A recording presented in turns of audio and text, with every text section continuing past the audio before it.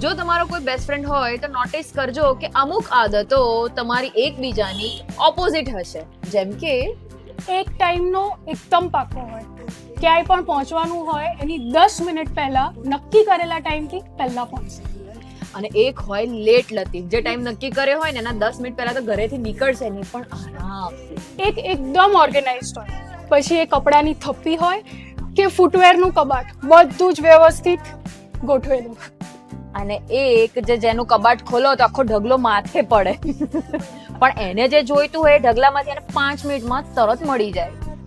એક એકદમ short temper, જે હંમેશા એની અદ્રશ્ય તલવાર સાથે લઈને જ ફરતું હોય.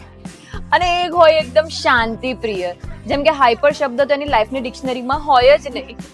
એક એકદમ હેલ્થ કોન્શિયસ, બધી જ ફૂડ હેબિટ્સ એકદમ પ્રોપર.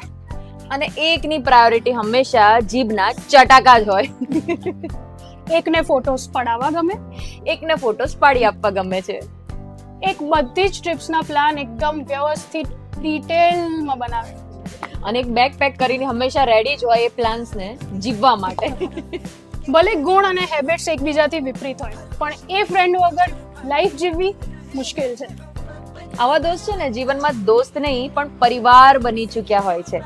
તમારા લાઈફમાં છે આવા દોસ્ત તો આ રીલ અમને શેર કરો અને કહો કે મેરે કલેજે કા ટુકડા હમારી દોસ્તી કો લગે કાલા ટીકા. જય શ્રી કૃષ્ણ.